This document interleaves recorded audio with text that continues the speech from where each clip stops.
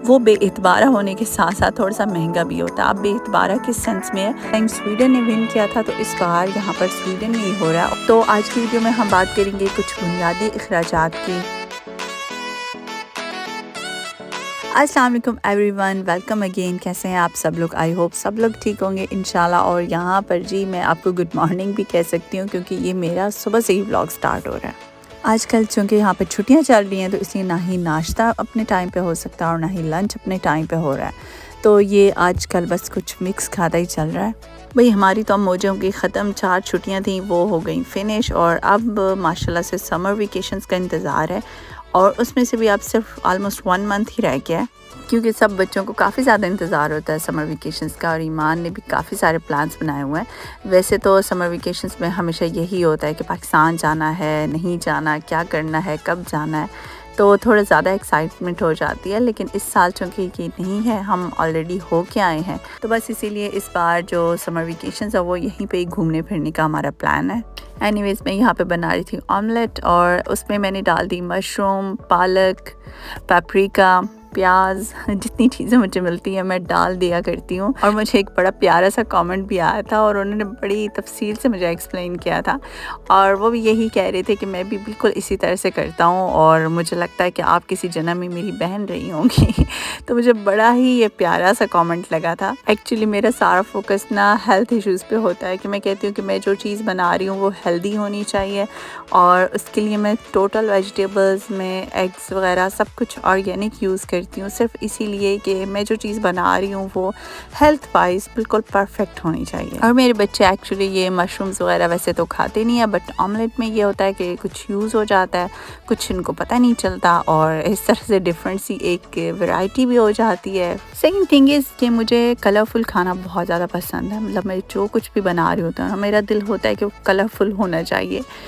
For example ये तो omelette आ गया आपकी नज़र में, लेकिन मैं अगर कीमा भी बनाऊँ, मेरी कुछ वीडियोस में है, तो वो भी मैं सारी ही चीज़ें उसके ऊपर डालती हूँ, जैसे रेड पेपरिका, ग्रीन वाली भी डाल देती हूँ। तो मुझे सारी मतलब बहुत ज़्यादा कलरफुल सा खाना पसंद है और मेरी बातें तो भाई ख़त्म नहीं होनी और मेरा दिल भी नहीं करता कि ख़त्म हो।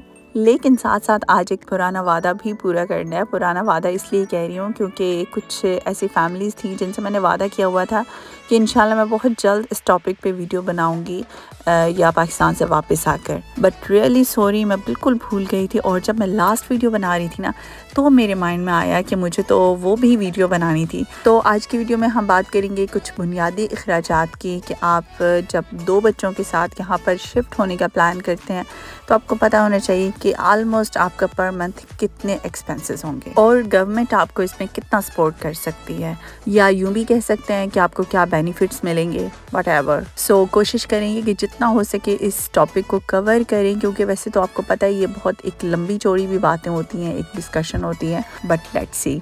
अच्छा, इस सारी डिस्कशन में जॉब कहीं पे भी नहीं आती, ठीक है। हम सिर्फ और सिर्फ एक्सपेंसेस की बात करेंगे जो नॉर्मली होते हैं और जो हर हाल में आपको पे करने हैं। तो भाई इस टॉपिक का जो सबसे पहला पॉइंट आता है वो आता है घर, रिहाइश। क्योंकि जब भी आप कहीं पर भी शिफ्ट होते हैं तो सबसे पहले आप यही सोचते हैं कि हमारी जो रिहाइश होगी वो कैसी होगी, हमें क्या करना होगा, और वही सबसे महंगा काम भी है। और अगर हम स्कैंडिनेविया की बात कर लेना तो सबसे मुश्किल मरहला भी यही है। अच्छा, घर के आप लोगों को यहाँ पे 4 ऑप्शंस मिल सकते हैं अकॉर्डिंग टू योर जेब्स।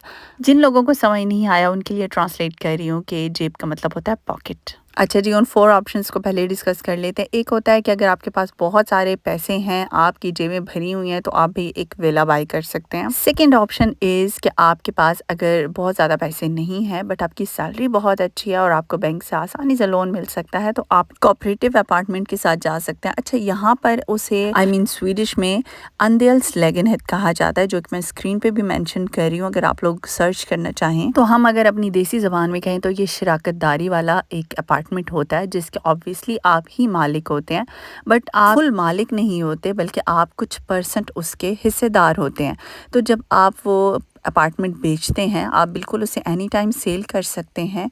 तो उसकी वो जितने परसेंट आपने ख़रीदा हुआ होगा और उसकी जितनी परसेंट उस वक्त की अमाउंट बनती होगी वो आपको मिल जाएगी। अब इसका ये फ़ायदा होगा कि आपको रेंट बहुत कम देना पड़ेगा। फॉर एग्ज़ाम्पल 2 बेडरूम का अगर आप वैसे रेंट पे घर लेते हैं तो 10 to 12,000 का होगा, लेकिन इसकी आपको 5 to 6,000 पे करना पड़ेगा।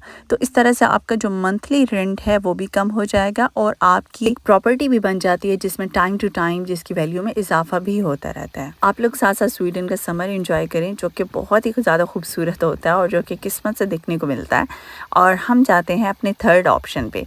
तो थर्ड ऑप्शन में आता है फर्स्ट हैंड अपार्टमेंट। उसका मतलब है कि आप किसी भी ऐसी हाउसिंग कंपनी के मेंबर बने हुए हैं कि आपको घर की ज़रूरत है, लेकिन उसका प्रॉब्लम ये है कि वहाँ पर बहुत लंबी लाइन होती है। जब लंबा क्यू होता है तो जाहिर सी बात है आपको लंबा वेट करना पड़ता है, लेकिन उसके फ़ायदे बहुत सारे हैं कि आपका रेंट बहुत ज़्यादा रीज़नेबल होता है। सेकंड ये कि आप अपनी मर्ज़ी से सिलेक्ट कर सकते हैं, मतलब वो आपको जब आप क्यू में लग जाते हैं ना तो आपको बहुत सारे अपार्टमेंट्स आना शुरू हो जाते हैं, तो आप लोकेशन वाइज रेंट वाइज अपना मतलब सोच समझ कर फैसला कर सकते हैं। और जो सबसे ज़्यादा इंपॉर्टेंट चीज़ है कि आपको उस घर से कोई भी नहीं निकाल सकता है। ऐसा नहीं है कि आपको 6 महीने कोई रखे और जब कॉन्ट्रैक्ट ख़त्म हो तो आपको कहे कि यहाँ से चलते बने, ऐसा कुछ भी नहीं होता। जब आप उसे छोड़ना चाहें या चेंज करना चाहें, उसी कंपनी में आप कहीं और अपार्टमेंट लेना चाहें, बड़ा लेना चाहें, छोटा लेना चाहें, it's totally up to you. एक किस्म का ये आपका ही होता है। और जी फोर्थ ऑप्शन आ गया हमारा सेकंड हैंड घर का। अच्छा, सेकंड हैंड चीज़ों का तो सुना था, घर का मैंने कभी नहीं सुना था। और जब मैं स्वीडन आई तो मैंने पहली दफ़ा तभी सुना था और तब पता चला अच्छा सेकंड हैंड घर भी होते हैं। तो भाई सेकंड हैंड घर की स्टोरी कुछ यूँ होती है कि जैसे मुझे फ़र्स्ट हैंड अपार्टमेंट मिला हुआ है, मतलब कंपनी के थ्रू मुझे मिला हुआ है घर, और मैं उसमें खुद नहीं रह रही हूँ, मैं कहीं और शिफ्ट हो गई हूँ और वो ही घर मैंने किसी और को रेंट आउट कर दिया है। अब यहाँ से आपको इतना भी समझ आ गया होगा कि जाहिर सी बात है अगर मैं अपना घर किसी को दे रही हूँ तो जो मैं किराया दे रही हूँ कंपनी को उससे तो ज़्यादा ही किराए पे मैं लगाऊंगी ऑब्वियसली। तो इसलिए जो सेकंड हैंड अपार्टमेंट होता है ना वो बेइतबारा होने के साथ साथ थोड़ा सा महंगा भी होता है। अब बेइतबारा किस सेंस में है कि फॉर एग्जांपल अगर मैं साल साल का कॉन्ट्रैक्ट करती हूँ, मेरा जब दिल चाहेगा मैं अगला कॉन्ट्रैक्ट नहीं करूँगी, तो जो किराएदार होते हैं ना उनके सर पे एक हर वक्त तलवार सी लटक रही होती है बेचारों के कि मे बी हमें नेक्स्ट ईयर ये घर खाली करना पड़े। और दूसरा ये बात है कि वो रेंट भी बढ़ाते रहते हैं, तो इस लिहाज से वो काफ़ी ज़्यादा मुश्किल है। लेकिन जाहिर सी बात है जिन लोगों की मजबूरी है और जिन्हें बहुत जल्दी में चाहिए होता है तो वो तो डेफिनेटली इसी ऑप्शन के साथ जाते हैं। 2 कमरों का जो घर है उसका किराया मैं पहले भी डिस्कस कर चुकी हूँ, तकरीबन 10 से 12 हज़ार के दरमियान इंक्लूडेड बिल्स इतना हो जाता है। बट अगर आपको इससे भी ज़्यादा सस्ता ऑप्शन चाहिए है तो आप स्टूडेंट अपार्टमेंट का ऑप्शन भी कंसिडर कर सकते हैं, वो भी मैंने सुना है कि वो इससे भी ज़्यादा सस्ता होता है। रिहाइश के बाद अगली बारी आती है ग्रॉसरी की। ग्रॉसरी यहाँ पर अगर हम 2 बच्चों के साथ एक कपल की बात करें तो तकरीबन 5 to 6,000 स्वीडिश क्रोन आपकी ग्रॉसरी हो जाएगी। अच्छा, इसमें यह है कि अगर आप बहुत ज़्यादा बाहर से खाने खाएंगे तो ऑब्वियसली ये महंगा हो जाएगा। इस पैसे वो तो वही बात है कि जितना गुड़ डालोगे उतना ही मीठा हो जाएगा।